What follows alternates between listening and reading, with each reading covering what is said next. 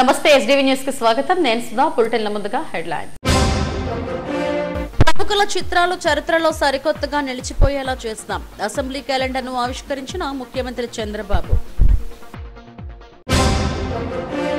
Nakkapalli steel plant రాకతో మరిన్ని ఉద్యోగాలను తీసుకొస్తాం. మైక్రోపేట మెగా జాబ్ మేళాలో హోంమంత్రి అనిత వెల్లడి. రెయిన్బో చిల్డ్రన్ హాస్పిటల్లో ఘనంగా నేషనల్ పీడియాట్రిక్ సర్జన్ల దినోత్సవం. క్లిష్టమైన శస్త్రచికిత్సలు చేయించుకున్న చిన్నారులకు ఘన సత్కారం. విశాఖ అభివృద్ధిని నాశనం చేసేందుకు ఢిల్లీలో కుట్ర జరుగుతోంది. సిపిఎం మహాసభల్లో రాష్ట్ర కార్యదర్శి శ్రీనివాసరావు ఆరోపణ.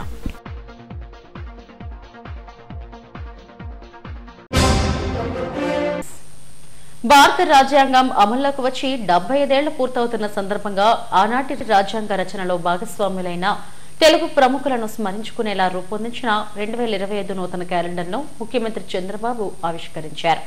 ఉండవల్లిలోని తన నివాసంలో ఈ కార్యక్రమాన్ని నిర్వహించారు. క్యాలెండర్లో ప్రచురించిన ఒక్కో ప్రముఖుడి గొప్పతనాన్ని ముఖ్యమంత్రి ఈ కార్యక్రమంలో మరోసారి గుర్తు చేశారు. గో బ్యాక్ సైమన్ అంటూ తెల్లదొరలను ఎదిరించిన టంగుటూరి ప్రకాశం పంతులు కూడా భారత రాజ్యాంగ రచనలో అంతే చొరవ చూపారన్నారు. ఈ కార్యక్రమంలో శాసనసభాపతి అయ్యన్న పాత్రుడు, డిప్యూటీ స్పీకర్ రఘురామకృష్ణంరాజు తదితరులు పాల్గొన్నారు.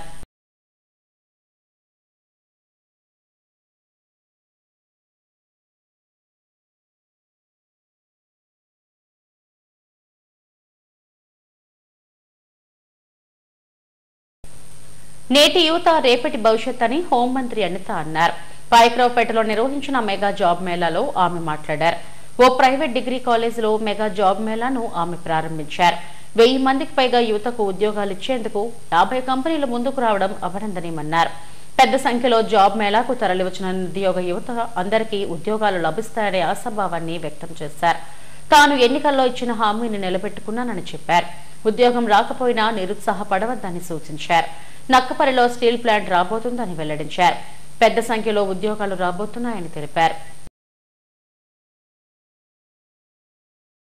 స్కిల్ డెవలప్మెంట్ సెంటర్ వారు, అదేవిధంగా గౌరవ కలెక్టర్ గారు కూడా ఈరోజు శ్రీప్రకాష్ స్కూల్ వాళ్ళ సారథ్యంలో వాళ్ళ తాలూకా పోస్టింగ్ లో ఈరోజు మంచి పెద్ద మెగా జాబ్ మేళా ఈరోజు కండక్ట్ చేయడం జరిగింది. దగ్గర 4000 మందికి పైగా ఈరోజు యువకులందరూ కూడా ఇక్కడ హాజరవడం జరిగింది. దగ్గర 2800 మందికి ప్లేసింగ్స్ కల్పించడానికి వేకెన్సీస్ తోని దగ్గర 55 కంపెనీలు కూడా రావడం జరిగింది. నిజంగా దీని ఒక శుభపరిణామం కింద భావించాలి. ఎందుకంటే ఇక్కడ చాలా మంది రూరల్ ఏరియాస్ లో ఉన్న వాళ్ళు చదువుకొని ఉద్యోగాలు లేక చిన్న ఉద్యోగాలకు కూలి పనులకు వెళ్ళిపోయే పరిస్థితి నుంచి ఈరోజు వాళ్ళ చదువుకి తగ్గ గౌరవం లభిస్తుందనే ఒక మంచి ఉద్దేశంతో ఈరోజు గవర్నమెంట్ తీసుకున్న ఇనిషియేషన్ కి చాలా మంది ఇక్కడికి వచ్చి చాలా ఆశతో ఇక్కడికి వచ్చిన్నారు. వీళ్ళ ఆశలన్నిటికీ కూడా కంపల్సరీగా నెరవేరాలని మనస్ఫూర్తిగా కోరుకుంటున్నా. అదేవిధంగా మీ అందరికీ తెలుసు, పాయక్రావుపేట నియోజకవర్గం త్వరలోని రాబోయే కాలంలో ఒక ఇండస్ట్రియల్ హబ్ గా మారబోతుంది. దానికి గౌరవ సీఎం గారు కూడా ప్రత్యేకంగా దృష్టి పెట్టి బల్క్ డ్రగ్ పార్క్, మీ అందరికీ తెలుసు, సుమారుగా 2014 నుంచి 19 టైంలో నేను ఎమ్మెల్యేగా ఉండేటప్పుడు సుమారుగా 4500 ఎకరాలు ఏపీఎస్సీ నుంచి ఎక్వైర్ చేశాము. లాస్ట్ 5 years లో కూడా ఒక్క కంపెనీ కూడా తీసుకొచ్చిన పాపాన పోలేదు. కనీసం అటువైపు ఒక రోడ్ వేసి కూడా పాపాన పోలేదు.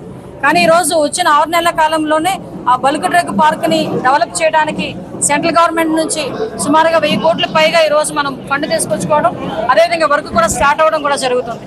అందులోని సుమారుగా దగ్గర 100 కంపెనీలు పైగా ఆల్రెడీ రావడానికి కూడా రెడీగా ఉన్నారు. వీళ్ళు కాకుండా మనందరికీ తెలుసు, ఒక స్టీల్ ఫ్యాక్టరీ కూడా ఇక్కడ రావడానికి రెడీగా ఉన్నారు. ఆసిమిటల్ వాళ్ళు కూడా మీ అందరికీ తెలుసు. గౌరవ సీఎం గారు కూడా దీని మీద ప్రత్యేకంగా దృష్టి పెట్టి, గౌరవ నారా లోకేష్ గారు కూడా ప్రత్యేకంగా దృష్టి పెట్టి వాళ్ళందరితోనే కూడా వీడియో కాన్ఫరెన్స్ లో మాట్లాడి ఇక్కడికి రప్పించిన పరిస్థితి. వాళ్ళు ఎవరు వస్తారు, ఇక్కడికి వచ్చి కూర్చుంటారో, తర్వాత మనందరం మాట్లాడదాం అన్నది కాకుండా వాళ్ళు వచ్చే ఉద్దేశం ఉంది, ఇక్కడ పెట్టే ఉద్దేశం ఉందంటే ఇమీడియట్ గా వాళ్ళు మనమే సంప్రదించి వాళ్ళకి కావాల్సిన అవకాశాలన్నీ ఇచ్చి ఎంతమంది జాబ్స్ ఇస్తారు అని చెప్పి ఆ రోజు అడిగి ఈరోజు 20 లక్షల జాబ్స్ ఏదైతే ఇస్తామని చెప్పి అప్పుడు గవర్నమెంట్ పరంగా మేము అందరం చెప్పామో దానికి తగ్గట్టుగానే ఈ రోజు మన నియోజకవర్గంలోనే రాబోయే 5 సంవత్సరాల దగ్గర 1,00,000 ఉద్యోగాలు వచ్చే పరిస్థితి ఈరోజు కనిపించిందంటే అది నిజంగా ఒక మంచి పరిణామం కింద భావించాలి. మనందరం కూడా గౌరవ చంద్రబాబు నాయుడు గారికి రుణపడి ఉండాలని మాత్రం నేను అందరినీ కోరుకుంటున్నా. ఈ ఒక మంచి అవకాశం వచ్చింది. యువకులందరూ కూడా దీన్ని వినియోగించుకోవాల్సిందిగా మరొకసారి కోరుకుంటూ, మరొకటి స్కిల్ డెవలప్మెంట్ సెంటర్ కూడా రాబోయే కాలంలో పెట్టడానికి మొన్న 2047 విజన్ డాక్యుమెంట్ లో గౌరవ కలెక్టర్ గారు కూడా పెట్టడం, అదేవిధంగా రాబోయే 5 సంవత్సరాల్లోని కూడా ఒక ప్రణాళికను వేసుకుని ముందుకెళ్ళడం కూడా జరుగుతుంది. ఆ ప్రణాళికలో కూడా ఒక స్కిల్ డెవలప్మెంట్ సెంటర్ ఇక్కడ ఏర్పాటు చేసి రాబోయే వచ్చే ఫ్యాక్టరీస్ లో ముందే వీళ్ళని స్కిల్ డెవలప్ చేసి వాళ్ళు పంపించే విధంగా ఆరిలోవా హెల్త్ సిటీలోని Rainbow children hospital birth right విభాగం ఆధ్వర్యంలో నేషనల్ పీడియాట్రిక్ సర్జరీ డే నిర్వహించారు. పిల్లల శస్త్రచికిత్సలకు సంబంధించిన అంశాలపై వైద్యులు అవగాహన కల్పించారు. పీడియాట్రిక్ సర్జరీ విజయవంతంగా పూర్తయిన పిల్లలతో కలిసి కేక్ కట్ చేశారు. చిన్నారులకు క్లిష్టతరమైన శస్త్రచికిత్సలు నిర్వహించడంలో రెయిన్బో చిల్డ్రన్ హాస్పిటల్స్ కు మంచి పేరుంది. పిల్లల ఆరోగ్యం సంరక్షణ పట్ల పీడియాట్రిక్ సర్జన్లు నిర్వహించే పాత్ర ఎంతో కీలకమైంది. ప్రతి ఏటా డిసెంబర్ 29న నేషనల్ పీడియాట్రిక్ సర్జరీ దినోత్సవం జరుపుకోవడం ఆనవాయితీగా వస్తుంది. పుట్టుకతో సంభవించే లోపాల కారణంగా శిశు మరణాల రేటు 10% నుంచి 20% ఉన్నట్లు పరిశోధనలు చెబుతున్నాయి. పుట్టుకతో వచ్చే లోపాలను శస్త్రచికిత్సల ద్వారా సవరించి శిశు మరణాల రేటును తగ్గించడంలో పీడియాట్రిక్ సర్జన్లు కీలక పాత్ర వహిస్తున్నారు.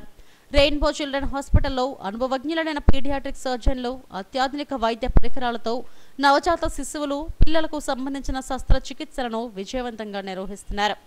ఈ ఏడాది జాతీయ పీడియాట్రిక్ సర్జరీ దినోత్సవం ప్రధానాంశంగా పిల్లల మూత్ర సంబంధిత వ్యాధులకు పీడియాట్రిక్ సర్జన్లను సంప్రదించడంగా నిర్ణయించారు. దీనిపై రెయిన్బో చిల్డ్రన్ హాస్పిటల్లో జరిగిన జాతీయ పిల్లల శస్త్రచికిత్సల దినోత్సవం సందర్భంగా చికిత్సలు విజయవంతంగా పూర్తి చేసుకున్న పిల్లలతో కేక్ కట్ చేశారు. పలువురు సత్కరించారు.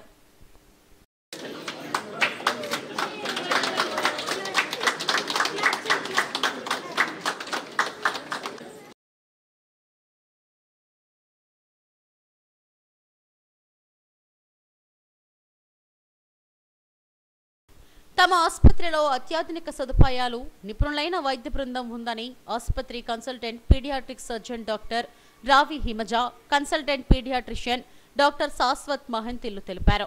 నెలలు నిండకుండా పుట్టిన నవజాత శిశువులు పిల్లలకు అత్యంత క్లిష్టమైన శస్త్రచికిత్సలు నిర్వహించామన్నారు.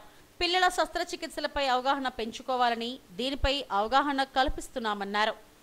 ఇవాళ మనం national paediatric surgery day celebrate చేస్తున్నామండి. సో ఇది సెలబ్రేట్ చేయడానికి మెయిన్ రీజన్ ఏంటంటే పబ్లిక్లో పేరెంట్స్కి అందరికీ అవేర్నెస్ క్రియేట్ చేయడం కోసం. పీడియాట్రిక్ సర్జరీ అనే బ్రాంచ్ ఒకటి ఉంది. సో పిల్లల్లో సర్జరీ అవసరం పడితే పీడియాట్రిక్ సర్జన్ని కన్సల్ట్ చేయాలి అనే అవేర్నెస్ క్రియేట్ చేయడానికి ఇవాళ మనం ఈ ప్రోగ్రామ్ చేస్తున్నాము.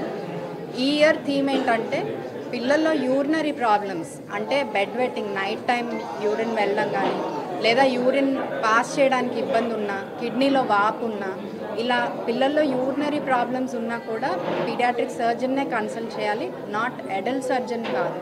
సో ఈ అవేర్నెస్ క్రియేట్ చేయడం కోసమని మనం ఈరోజు ఈ ప్రోగ్రామ్ కండక్ట్ చేస్తున్నాం. I am Dr. Shashwat. I am a pediatric consultant in Rainbow Children's Hospital. Today we are here to celebrate Pediatric Surgery Day. We are here to celebrate the life-saving efforts put by the pediatric surgeon in saving these patients, from the tiniest newborns to the young adolescents, those patients who come with unique challenges.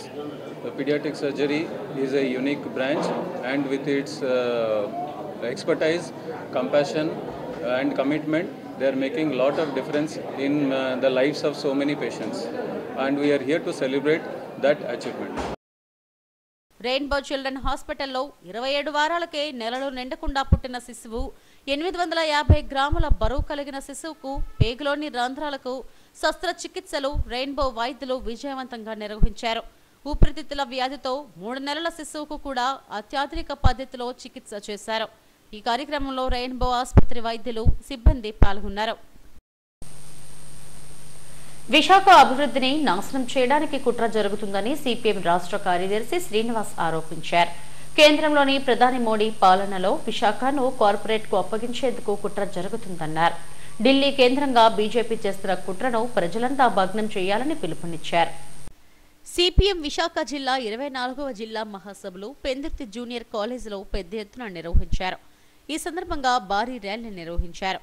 భారీ ప్రదర్శనలో ప్రజా కళాకారులు ప్రదర్శించిన నృత్యాలు ప్రత్యేకంగా ఆకట్టుకున్నాయి.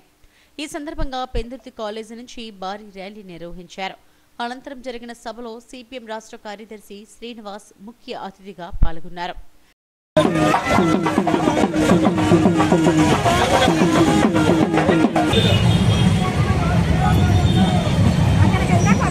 Visakha steel plant ప్రైవేటీకరణ ఆపాలి.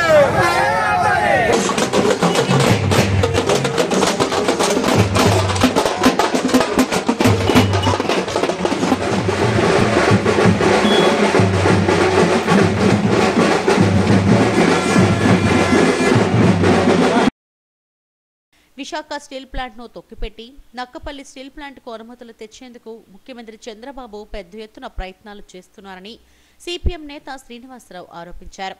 విశాఖ స్టీల్ ప్లాంట్ ప్రైవేట్ పరం కాకుండా చేసేందుకు 3 ఏళ్లుగా ఆందోళన జరుగుతుందన్నారు. అప్పుడు హామీ ఇచ్చిన నేతలంతా ఇప్పుడు దానిని విస్మరించి వేరే ప్లాంట్ కోసం ప్రయత్నించడం విడ్డూరంగా ఉందన్నారు. దీక్షలు చేసి ఓట్లు దండుకున్న నేతలంతా విశాఖ స్టీల్ ప్లాంట్ కార్మికులకు ఇక్కడి ప్రజలకు సమాధానాలు చెప్పాలని డిమాండ్ చేశారు. విశాఖపట్నాన్ని నామరూపాలు లేకుండా చేయటానికి, ఇక్కడ ఉన్నటువంటి అభివృద్ధిని అంతా కూడా దెబ్బతీయటానికి కుట్ర జరుగుతూ ఉంది. ఈ కుట్రకు మూలం ఢిల్లీలోనే ఉంది. ఢిల్లీలో ఉన్నటువంటి మోడీ ప్రభుత్వం, అక్కడ ఉన్నటువంటి కేంద్ర ప్రభుత్వం మిట్టల్ లాంటి వాళ్ళకి, అదానీ లాంటి వాళ్ళకి, జిందాల్ లాంటి వాళ్ళకి లొంగిపోయి వాళ్ళకి మొత్తం నగరాన్ని అంతా కూడా అప్పచెప్పడం కోసం పదే ప్రయత్నం చేస్తూ ఉంటే దాన్ని ప్రతిఘటించి 3 ఏళ్లుగా విశాఖ ఉక్కుతో సహా మొత్తం మహానగరాన్ని కాపాడుతున్నటువంటి ప్రజలందరికీ నేను ధన్యవాదాలు తెలియజేస్తా ఉన్నాను. ఈ పోరాట స్ఫూర్తిని ఇలాగే కొనసాగించాలని చెప్పి కోరుతా ఉన్నాను. ఈరోజు కేంద్రంలో ఉన్నటువంటి మోడీ ప్రభుత్వం ఈ 10 ఏళ్లలో మన రాష్ట్రానికి కానీ, ఈ ఉత్తరాంధ్రకు కానీ, విశాఖపట్నానికి కానీ ఇచ్చినటువంటి ఒక్కటంటే ఒక్క హామీని కూడా నెరవేర్చలేదు. మహానుభావుడు మోడీ గారు మాటల మరాఠీ, మాయల మరాఠీ. ఈ 10 ఏళ్లలో ఆయన పాలనంతా మొదనష్ట పాలనే. ఆ మాట తక్కువ. రేపు 8వ తేదీ వస్తాడట, ఆయన ఐరన్ లెగ్ ఇక్కడ పెడతాడు. విశాఖపట్నం ఏమవుతుందో తెలియదు. ఇప్పటికి ఎన్నిసార్లు విశాఖ రైల్వే జోన్ని ప్రారంభిస్తున్నారు. భూములు దొరకల, స్థలాలు దొరకల అంటూ కాలక్షేపం చేయటం తప్ప ఇక్కడ విశాఖ రైల్వే జోన్ని ప్రారంభించకుండా అడ్డం పడినటువంటిది ఏమిటి? ఇప్పుడు దొరికిన బిల్డింగులు, ఇప్పుడు ఉన్నటువంటి భూములు ఇవన్నీ అప్పుడు లేవా? రాష్ట్రం చీలింది ఎప్పుడు? విభజించబడింది ఎప్పుడు? చట్టాలు అయింది ఎప్పుడు? ఈ రోజు కూడా దాని కనీస అవసరాలు, ప్రాథమిక సౌకర్యాలు కూడా కల్పించకుండా ప్రారంభించలేదంటే ఎంత నిర్లక్ష్యం చేస్తున్నారో అర్థమవుతుంది. చేసిన వాగ్దానాలు అమలు జరపకపోవటమే కాదు, ఉన్నటువంటి విశాఖపట్నం ఉక్కు ఫ్యాక్టరీని కూడా అమ్మటానికి నాయకులు చెబుతున్నారు. నమ్మి చెబుతున్నారో మోసం చేయడానికి చెబుతున్నారో వెల్లడవుద్ది కొద్ది రోజుల్లో. ఇది ప్రైవేటీకరణ జరగదు, దీన్ని మేము అభివృద్ధి చేస్తామన్నారు. తెలుగుదేశం అధికారంలోకి వచ్చిన తెలుగుదేశం నాయకులు ఇంకా గట్టిగా చెబుతున్నారు. కానీ మొన్న చంద్రబాబు నాయుడు గారు ఢిల్లీ వెళ్ళి వచ్చిన తర్వాత వీళ్ళ అసలు స్వరూపం బట్టబయలైపోయింది. ప్రధానమంత్రిని కలిసి గంట సేపు మాట్లాడి ఒక్క నిమిషం కాదు కదా, ఒక్క సెకండ్ కూడా విశాఖ ఉక్కు ఫ్యాక్టరీ గురించి ఆయన నోటి వెంట మాటే రాలేదంటే ఇలా నిజాయితీ ఎంత అని చెప్పి నేను ప్రశ్నిస్తున్నాను.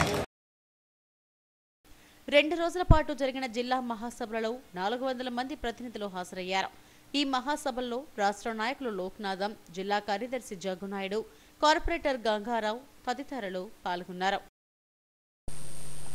వినియోగదారుల హక్కులను మరింతగా పరిరక్షించాలంటే ప్రజల్లో అవగాహన మరింతగా పెరగాలని వక్తలు అన్నారు. సిరిపురంలోని గురజాడ కళాక్షేత్రంలో ఆసరా సంస్థ ఆధ్వర్యంలో నేషనల్ కన్స్యూమర్స్ డేను ఘనంగా నిర్వహించారు. ఈ సదస్సులో పలువురు న్యాయవాదులు, వినియోగదారులు పాల్గొన్నారు. విదేశాలలో వినియోగదారుల హక్కుల పట్ల ఎక్కువగా అవగాహన ఉందని, అదే స్థాయిలో భారత్లో ఉండాలని ఆకాంక్షించారు. 2019 వినియోగదారుల చట్టాన్ని మరింత పటిష్టం చేస్తూ కొత్త చట్టాలను కేంద్రం చేసిందన్నారు. ఈ కామర్స్ తో పాటు ఆన్లైన్ బిజినెస్ లో జరుగుతున్న అవకతవకలపై కూడా ఫిర్యాదులు చేయవచ్చునన్నారు. భర్త పేరు మీదుగా ఉన్న బిల్లుపై భార్య ఫిర్యాదు చేస్తే ఆ ఫిర్యాదు చెల్లదని, ఫిర్యాదులో కూడా అవగాహన పెంచుకోవాల్సిన అవసరం ఉందని అభిప్రాయపడ్డారు. ఈ కార్యక్రమంలో advocate association for social responsibility and awareness Aasara ఆధ్వర్యంలో జరిగిన సదస్సులో బార్ కౌన్సిల్ సభ్యులు రామజోగేశ్వరరావు, వైడి కృష్ణమూర్తి, రహీం మునీషా తదితరులు పాల్గొన్నారు. పాత యాక్ట్ని రిపీల్ చేసి కొత్త యాక్ట్ ముందుకు తీసుకొచ్చారు గవర్నమెంట్. దానివల్ల చాలా ఉపయోగాలు కన్జ్యూమర్కి అందుబాటులోకి వచ్చాయి. ఇన్నాళ్ళంటే కన్జ్యూమర్ అవేర్నెస్ తెలియక చాలామంది కంప్లైంట్స్ వచ్చి సబ్మిట్ చేయడానికి ప్రాబ్లం ఫేస్ చేసేవారు. Now it is convenient to every one. They can come independently and submit an application in writing without the support even without the support of the advocate. మరి consumer protection act 2019 విషయానికి వచ్చినట్లయితే పాత యాక్ట్లో లేనివి కొత్త యాక్ట్లో ఉన్నవి ఏంటి అంటే ఈ కామర్స్ ఎంటిటీ ద్వారా ఎవరైనా ఎక్కడైనా ఎట్నుంచైనా జ్యూరిస్డిక్షన్ అనేది జోగ్రాఫికల్గా లేదు, ఎవరైనా కంప్లైంట్ చేసుకోవచ్చు. ఈ దాఖిల్ అనే ఫెసిలిటీ ఒకటి క్రియేట్ చేయడం జరిగింది. మరి ఈ సంవత్సరం థీమ్ వచ్చేసి వర్చువల్ హియరింగ్స్ అని పెట్టారు. ఎవరైతే ప్రత్యేకంగా న్యాయస్థానాలకి కోర్టులకి కమిషన్ చుట్టూ తిరగలేరో వాళ్ళు ఈ సేవ లైక్ ఎలక్ట్రానిక్ మోడ్ ద్వారా వాళ్ళు చేసుకోవచ్చు. అలాంటి facility ministry of consumer affairs central government వాళ్ళు చేసి ఉన్నారు. ఇదే కాకుండా ప్రొడక్ట్ లయబిలిటీ అనే చాప్టర్ని కూడా ఎక్స్క్లూజివ్గా పెట్టడం జరిగింది. అంతర్జాల మాధ్యమంలో కొన్నా కానీ retailers, service providers, wholesalers as well as manufacturers if there is any manufacturing defect ఉన్నట్లయితే కనుక వాళ్ళు కాంపన్సేషన్ పే చేయడానికి ఖచ్చితంగా అకౌంటబుల్గా ఉంటారు. Consumer goods, insurance contracts, service providers, banking institutions అందరూ కూడా ఎవరైతే సర్వీస్ ప్రొవైడర్స్ గ్రేషియస్ యాక్ట్ కానివన్నీ కూడా సర్వీస్ లోపం కింద కానీ, డిఫెక్ట్ ఆఫ్ ప్రొడక్ట్ కింద కానీ, డెఫిషియన్సీ ఆఫ్ సర్వీస్ కింద కానీ, అన్ఫేర్ ట్రేడ్ ప్రాక్టీసెస్ కింద కానీ మా కమిషన్లో కేసు దాఖలు చేసుకోవచ్చు. అలాగే మిస్లీడింగ్ అడ్వర్టైజ్మెంట్స్ నుంచి మిమ్మల్ని మీరు రక్షించుకోవాల్సిందిగా కోరుతున్నాం. Thank you. వాళ్ళ తరపున వాలంటరీ ఆర్గనైజేషన్స్గా చాలా వాలంటరీ ఆర్గనైజేషన్స్ పనిచేస్తున్నాయి. అలాంటి వాటిలో ఆసరా కూడా ఒకటని మేము చాలా గర్వంగా చెప్పుకుంటున్నాము. ఆ ఆసరా కూడా ఆ అడ్వకేట్స్ ఆధ్వర్యంలో జరగడం వల్ల ఇంకొద్దిగా వినియోగదారుల అవేర్నెస్ చక్కగా జరుగుతున్నది. సో ఇలాంటి ఆర్గనైజేషన్స్ ఉండడం వల్ల వినియోగదారులు చాలా మటుకు అవేర్నెస్ పెంచి వాళ్ళ యొక్క సమస్యలు ఇలాంటి అసోసియేషన్ ద్వారా మా కమిషన్స్ తీసుకొచ్చి పరిష్కారం చేయించుకోగలుగుతున్నారు. సో ఇందు మూలంగా మేము చెప్తుంది ఏమనగా వినియోగదారులు ఏమైనా సమస్యలు ఉంటే ఆర్గనైజేషన్స్ అయినప్పటికీ కానీ, కమిషన్స్ కానీ, డిస్ట్రిక్ట్ అథారిటీ వాళ్ళ దగ్గర సభ్యులు కానీ తన సమస్యలను చెప్తే వాళ్ళు వాళ్ళ చేయవలసిన పద్ధతిలో తగు చర్యలు తీసుకొని వినియోగదారులు మోసపోకుండా ఉంటారు అని చెప్పేసి చెప్పడానికి ఈ కార్యక్రమం పెట్టినందుకు. ఈవెన్ రిగార్డింగ్ ఫోన్స్ అండి, ఫోన్స్ కూడా ఏమైనా ప్రాబ్లం వచ్చినా సరే వెంటనే కంప్లైంట్ ఫైల్ చేయండి. మీ మొబైల్ ఫోన్స్ కానీ, బ్యాంకింగ్ కంప్లైంట్స్ కానీ ఏమైనా ఉన్నా సరే కంప్లైంట్ ఫైల్ చేసుకోవచ్చు మన కన్స్యూమర్ కోర్టులో. మన కన్స్యూమర్ కమిషన్లోని jurisdiction, pecuniary jurisdiction up to 50 lakhs అండి. 50 lakhs బిలో మీరు ఇక్కడ కంప్లైంట్ ఫైల్ చేసుకోవచ్చు. ఏమైనా చాక్లెట్ 2 rupees వాల్యూ కదా అని మీరు ఏది ఇచ్చేసుకోకూడదు.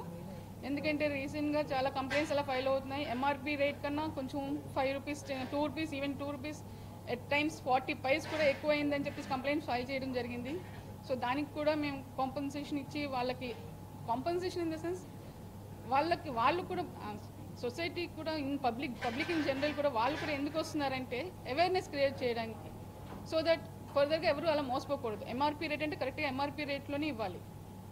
ఆర్ఎల్స్ అది ఒకరి దగ్గర కాదు కదా, పూర్తి అందరి దగ్గర అలా కలెక్ట్ చేయడం వల్ల వాళ్ళకి ఎక్కువ అమౌంట్స్లోని వాళ్ళకి గ్రాస్ ప్రాఫిట్స్ వస్తాయి. సో అలాగే ఇంకొకటి మీ అందరికీ తెలుసండి, ప్రోగ్రామ్ ఆర్గనైజ్ చేసేటప్పుడు ఆటోమేటిక్ అది ఎక్కడి నుంచి స్టార్ట్ అవుతుంది అంటే ఇన్విటేషన్ దగ్గర నుంచి స్టార్ట్ అవుతుంది.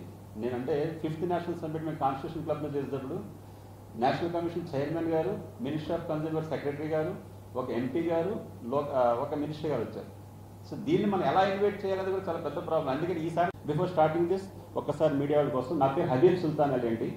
నేను ఈ గాలి ఈ నెల ఈ ఊరు అన్నట్టుగా నాది ఇక్కడ విశాఖపట్నం బార్ అసోసియేషన్ నుండి ప్రాక్టీస్ స్టార్ట్ చేశాను. ప్రాక్టీస్ స్టార్ట్ చేసిన తర్వాత 2012లో నేను ఒక శ్రీరామ్ చిట్స్తో ప్రాబ్లం ఎదుర్కొన్నప్పుడు ఫస్ట్ కేసు, అప్పుడు నేను కన్స్యూమర్ ప్రొటెక్షన్ యాక్ట్ 1986 అనే పుస్తకం. అంబేద్కర్ ఆలోచన విధానమే ఈ దేశానికి శరణ్యమని all India general insurance SC ST employees Parishad వ్యవస్థాపకులు జి జయమూర్తి వెల్లడించారు. అల్లూరి విజ్ఞాన కేంద్రంలో అంబేద్కర్ ఉత్సవ్ 2024ను ఘనంగా నిర్వహించారు. దేశంలోని వివిధ రాష్ట్రాల నుంచి పెద్ద ఎత్తున ఈ ఉత్సవ్కు హాజరయ్యారు. 2 ఏళ్ల తర్వాత ఈ ఉత్సవ్ను విశాఖలో నిర్వహిస్తున్నామని ఆల్ ఇండియా ఉపాధ్యక్షుడు సాల్మన్ రాజు, సతీష్ బాబులు తెలిపారు. అంబేద్కర్ ఆశయాలను ప్రజలకు వివరించడమే లక్ష్యంగా తాము పనిచేస్తున్నామన్నారు. ఇండియా, నేషనల్, యునైటెడ్ కలిసి అంబేద్కర్ ఉత్సవాన్ని జరుపుకోవాలని ఆశపడ్డాం. దానికి మా అందరికీ నాయకులైనటువంటి జయమూర్తి గారు, పరిషత్ ఫౌండరు మరి పరిషత్తు నడిపిస్తున్న నాయకుల్ని ఆయన చేతుల ద్వారా ఈ అంబేద్కర్ ఉత్సవాన్ని జరుపుకోవాలని ఆశపడ్డాము. అది ఈరోజు సాకారం అవుతుంది. ఎంతోమంది సోదరులందరూ, సోదరిమణులు ఈరోజు అంబేద్కర్ ఉత్సవ్కు ఇచ్చేసి ఈ ప్రోగ్రామ్ని జయప్రదం చేసేందుకు సిద్ధంగా ఉన్నారు. కాబట్టి వీరందరిని బట్టి ప్రత్యేకంగా ఈ ప్రోగ్రాంకి వచ్చిన నాయకులు జయమూర్తి అన్నని బట్టి అందరికీ శుభాకాంక్షలు తెలియజేస్తూ ఉన్నాం. జయమూర్తి అన్నకు వందనాలు తెలియజేస్తూ ఉన్నాం. ఈరోజు జరగబోయే అంబేద్కర్ ఉత్సవం దాదాపు 2 సంవత్సరాల తర్వాత మళ్ళీ ఆంధ్రప్రదేశ్లో జరుగుతుందండి. ఇది మా ఐకమత్యానికి, మా బలానికి నిదర్శనం. అలాగే ఈ ప్రోగ్రాం గురించి దేశం మొత్తం నుంచి నాయకులు అందరూ వచ్చారు. ఎంత ఉత్సాహంగా ఈ ఉత్సవాన్ని మేము జరుపుకుంటున్నాము. మా నాయకులు జయమూర్తి గారు కూడా ఇక్కడ ఉన్నారు.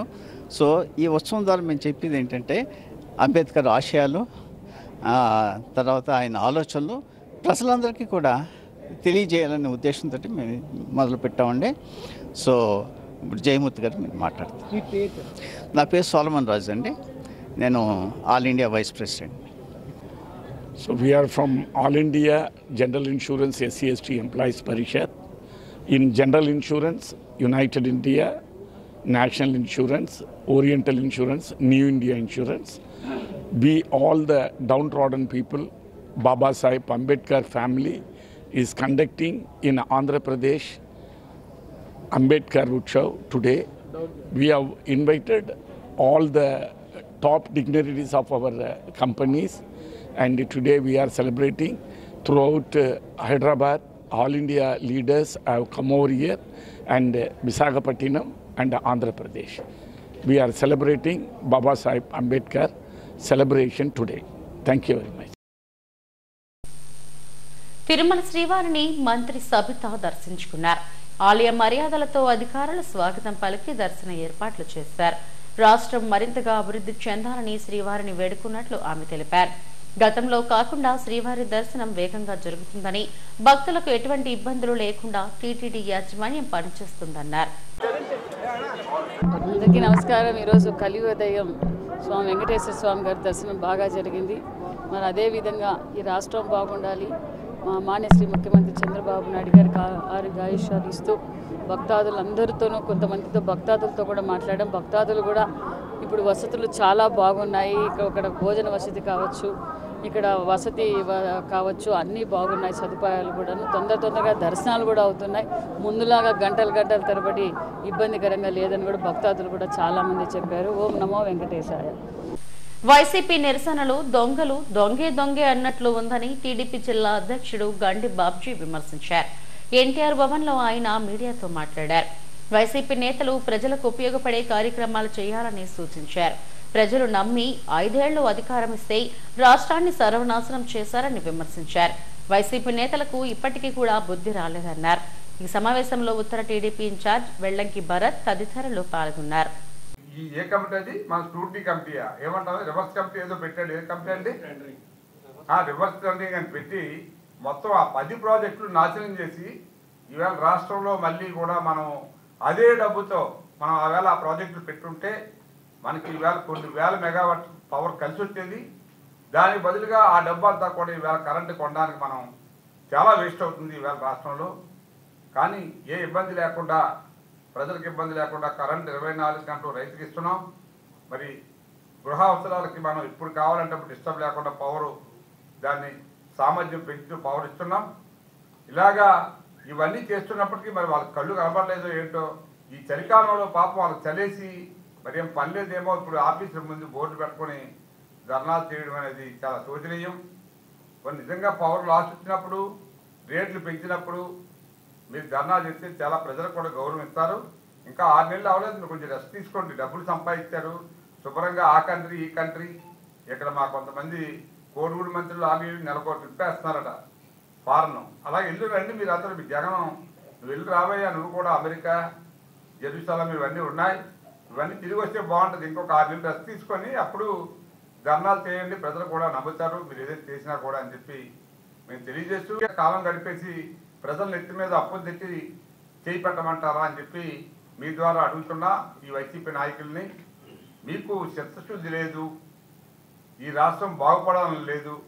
3 ముక్కల ఆట ఆడి ఈ రాష్ట్రాన్ని సర్వనాశనం చేశారు. ఇప్పుడిప్పుడే ఒక చెట్టు నాటేమో మొలకెత్తి ఇక కొమ్మలు కాసి రేపు మనకు ఒక ఫలాన్ని అందించే సమయానికి మనం అందరం ప్రయత్నం చేస్తుంటే ఈ మూర్ఖులేమో మొదలు పెట్టారు. కనీసం 6 నెలలు అవ్వకుండానే ఏదో కొంప మునిగిపోయినట్టు మాట్లాడడం.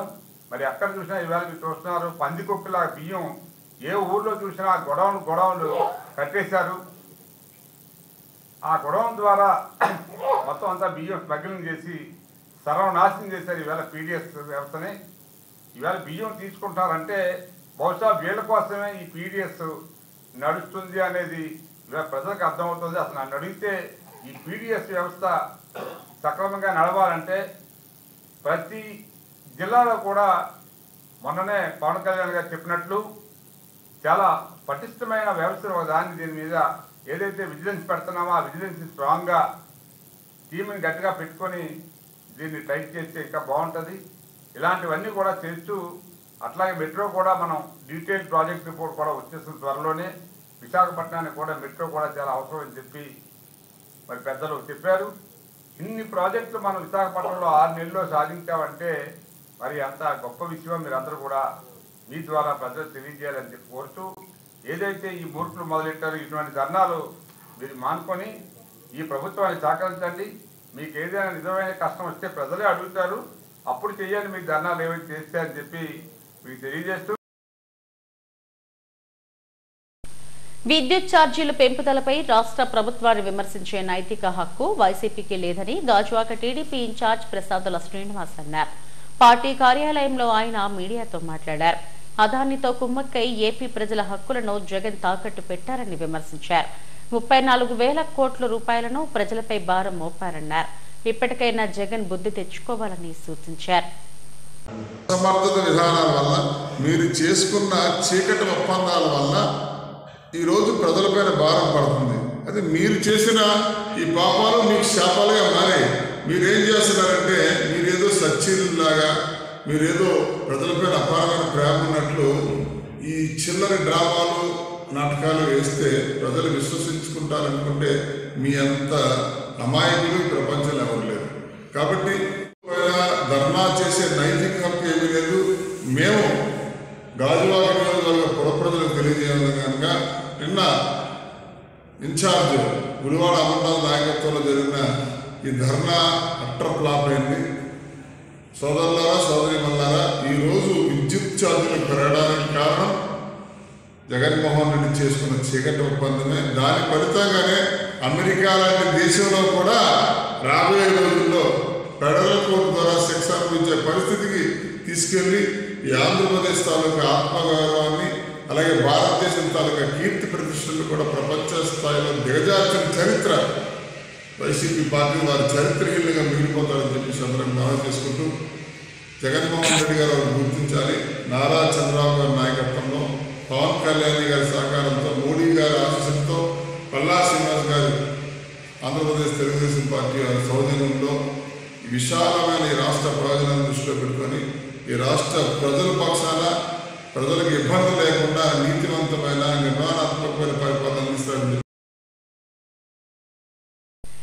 శ్రీవారి వీఐపీ బ్రేక్ దర్శనాల కోసం తెలంగాణ ప్రజా ప్రతినిధుల నుంచి వారానికి 2 సిఫార్సు లేఖలు స్వీకరిస్తామంటూ సోషల్ మీడియాలో జరుగుతున్న ప్రసారాన్ని టీటీడీఈఓ శ్యామలరావు ఖండించారు. ఇటువంటి అవాస్తవమైన ప్రసారాలను నమ్మొద్దని భక్తులకు విజ్ఞప్తి చేశారు. శ్రీవారి దర్శన టికెట్ల కోటాను ఎట్టి పరిస్థితులను పెంచే ప్రసక్తే లేదన్నారు. తెలంగాణ మంత్రి శ్రీనివాస్ గౌడ్ తిరుమలలో చేసిన వ్యాఖ్యలపై న్యాయ సలహా కోరామని, నివేదిక ఆధారంగా చర్యలు తీసుకుంటామన్నారు. అంతకుముందు డైల్ యువర్ ఈవో కార్యక్రమాన్ని నిర్వహించారు. వైకుంఠ ఏకాదశికి అన్ని ఏర్పాట్లు చేశామన్నారు. జనవరి 10 నుంచి 19వ తేదీ వరకు 10 రోజుల పాటు వైకుంఠ ద్వార దర్శనాలు ఉంటాయన్నారు. ఈ 10 రోజులు దాతలను కూడా 300 రూపాయల ప్రవేశ దర్శన క్యూ లైన్లో మాత్రమే అనుమతిస్తామని చెప్పారు. జనవరి 8 నుంచి 19 వరకు దాతలకు గదుల కేటాయింపు రద్దు చేసినట్లు స్పష్టం చేశారు. గడిచిన నవంబర్ నెలలో శ్రీవారిని 20 లక్షల మంది భక్తులు దర్శించుకున్నారని, కానుకల ద్వారా 113 కోట్ల ఆదాయం సమకూరినట్లు వెల్లడించారు. 7.5 లక్షల మంది భక్తులు తలనీలాలు సమర్పించారని చెప్పారు. విషయాల గురించి ఇన్ఫర్మేషన్, దర్శనాలకు సంబంధించి నవంబర్ నెలలో 20,35,000 మంది దర్శనం చేసుకున్నారు. శ్రీవారిని దర్శించుకున్న భక్తుల సంఖ్య అది. హుండీ కానుకలు 111 కోట్లు, విక్రయించిన లడ్డూల సంఖ్య 97 లక్షలు, అన్నప్రసాదం స్వీకరించిన భక్తుల సంఖ్య 19,74,000. తలనీలాలు సమర్పించిన భక్తుల సంఖ్య 7,31,000.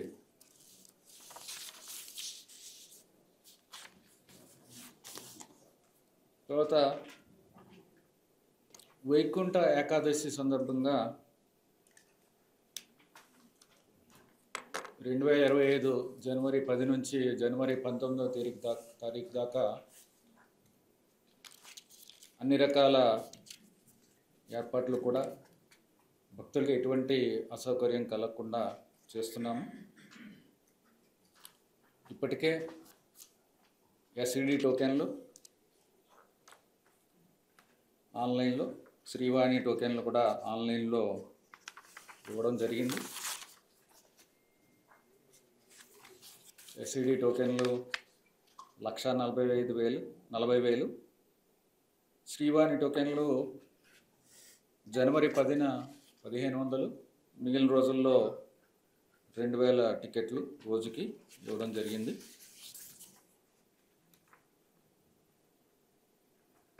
దాతలు కూడా ఆన్లైన్లో దర్శనం చేసుకున్న వాళ్ళకి ఎస్ఈడి క్యూ లైన్ ద్వారా దర్శనానికి అనుమతించడం జరుగుతుంది. జనవరి 8 నుంచి జనవరి 11 దాకా దాతలకు గదుల కేటాయింపు చేయడం జరగదు, ఎందుకంటే సామాన్య భక్తులకి ఇబ్బంది ఉండకూడదనే ఉద్దేశంతో. అలాగే తిరుపతిలో 8 కేంద్రాలు, తిరుమలలో 1 కేంద్రం, మొత్తం 91 కౌంటర్ల ద్వారా ఎస్ఎస్డి టోకెన్లు ఇవ్వడం జరుగుతుంది. జనవరి 10, 11, 12 రోజులకు సంబంధించి తేదీలకు సంబంధించి 1,20,000 టోకెన్లు జనవరి 9వ తేదీన 5 గంటల నుంచి ఇవ్వడం జరుగుతుంది. తర్వాత నుంచి 13 నుంచి 19 వరకు ఏ రోజుకు ఆ రోజు ముందు రోజు 3 కౌంటర్ల నుంచి, అంటే 3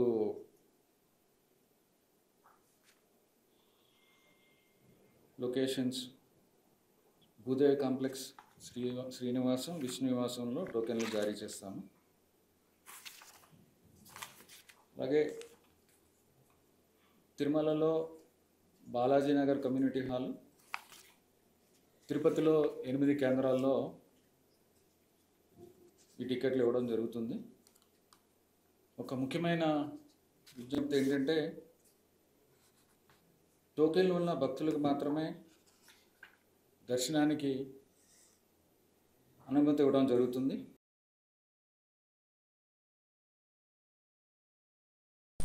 హెడ్లైన్స్ మరోసారి. ప్రముఖుల చిత్రాలు చరిత్రలో సరికొత్తగా నిలిచిపోయేలా చేస్తాం. అసెంబ్లీ క్యాలెండర్ను ఆవిష్కరించిన ముఖ్యమంత్రి చంద్రబాబు. నక్కపల్లి స్టీల్ ప్లాంట్ రాకతో మరిన్ని ఉద్యోగాలను తీసుకొస్తాం. పాయక్రోపేట మెగా జాబ్ మేళాలో హోంమంత్రి అనిత వెల్లడి. రెయిన్బో చిల్డ్రన్ హాస్పిటల్లో ఘనంగా నేషనల్ పీడియాట్రిక్ సర్జన్ల దినోత్సవం. క్లిష్టమైన శస్త్రచికిత్సలు చేయించుకున్న చిన్నారులకు ఘన సత్కారం. విశాఖ అభివృద్ధిని నాశనం చేసేందుకు ఢిల్లీలో కుట్ర జరుగుతోంది. సిపిఎం మహాసభల్లో రాష్ట్ర కార్యదర్శి శ్రీనివాసరావు ఆరోపణ.